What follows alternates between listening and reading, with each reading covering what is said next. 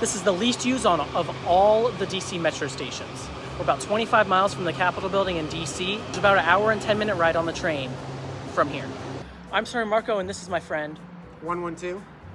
The station opened on November 13th, 2022. I even attended the opening day, as it was the same day the rest of the Silver Line extension opened. It opened as the penultimate station on the way to Ashburn. It sets it down. Great question. Because this station is like your perfect suburban commute station. Like it gets ridership in the morning, what ridership it gets, and then in the night it gets nothing. Or the rest of the day it gets basically nothing. This station, like many other on the Silver Line, also have publicly available restrooms, but they are inside the fare gates. Yeah. All right, I have seen 3 people entering the station so far. And that's not including us. We have some unfortunately hostile benches here. I don't know what homeless people are coming out here to do, to be fair. All right, here's the parking garage. You've seen parking garages before. They're not that fancy. They do have the little lights showing the wheelchair people, and then green and red for if there's a car parked, but pretty much everything's green now. There's also some spots for EVs. I'd be willing to bet a good amount of money that there are spots in this parking garage that no one has parked in yet, just because it doesn't get used. And remember, the Silver Line extension only opened on November 15, 2022, so it's very recent. All right, let's check out the top level. Access denied. Dang it. These elevators probably don't have to be cleaned often at all because no one comes here. But this elevator is super clean. No complaints from me. Let's see if the store's unlocked too. Oh. Access granted. 1 out of 2. 2 out of 2. No alarms going off? Okay, that's good.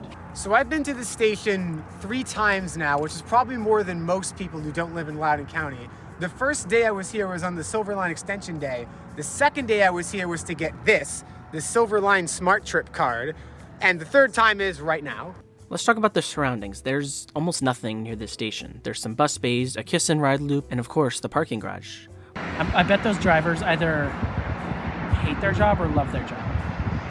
It's either super chill, because there's no troublemakers and almost no riders, or so boring they want to die.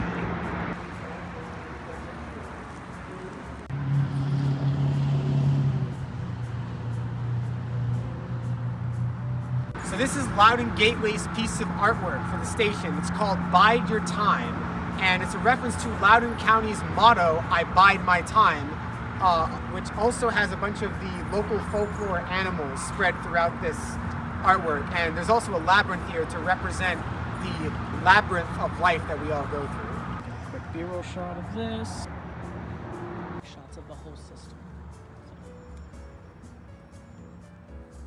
You'll always find a parking spot if you need one. Where the sidewalk ends. There literally is no sidewalk to connecting the station to the main road. It's just good luck if you want to go that route. The station was built right next to a highway interchange, which severely limits the amount of homes or businesses that can be built within walking distance to the station, severely handicapping any future ridership. So people often wonder, why is there no development at Loudoun Gateway? The reason for that is because, unfortunately, we are in the flight path for Dulles International Airport, and thus it is very difficult to actually build things here. Good luck changing the laws that prohibit building in flight paths. Also, who wants to live under a bunch of loud airplanes? Not many people. It would not be Loudoun County, Virginia without transit-accessible data centers. There's a really good chance that the video you're watching right now is stored on one of these data centers in Loudoun County and is being fed to you right now. So say thank you, because without data centers, you would not be watching this video. We're giving you the impression that no one uses this station. You'll see in the ridership that there are people that do, and here are some cars to tell you that some people do use the station. It's just a tiny amount of people. All right, let's look at the ridership report card for Loudoun Gateway. There's not much because the station is less than 2 years old. On weekdays in November and December of 2022, the average entries was 152, and on weekdays in 2023 is around 258. Saturdays in 2023 is about 148, and Sundays in 2023 was around 116. On screen right now is the weekday so far in 2024. Interestingly enough, generally the least busiest day of the week for Metro, Sundays, was actually the busiest day ever at Loudoun Gateway. The busiest day ever was March 26, 2023, at 496 boardings, presumably for the cherry blossoms in DC. This station's claim to fame is that it's the least used station on the entire DC Metro system, and it's correct. It dethroned Cheverly Station basically when it opened, because that station gets a bit more ridership. All right, let's talk about the parking data for a second. 2022 has the most parking transactions per weekday, and 2024 has the least. If you look at the data here, it's really weird.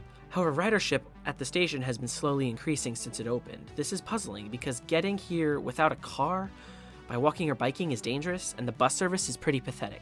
So if anyone knows what's going on, please leave a comment below. Maybe it's just a problem with the data, but it's a little weird. All right, let's talk about the pros and cons of this station.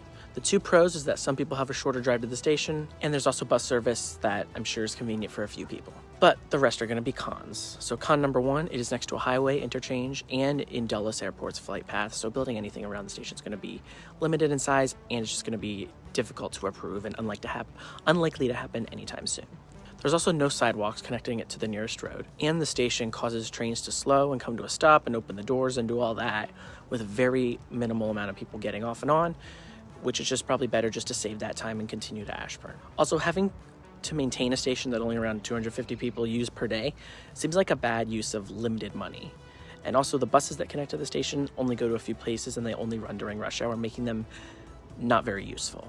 So I'm going to give the station a 2 out of 10. 1 for existing, and 2 for, I don't know, sentimental reasons. Gracias por mirar el video de la estación de metro al menos utilizada aquí cerca de la capital de los Estados Unidos de América.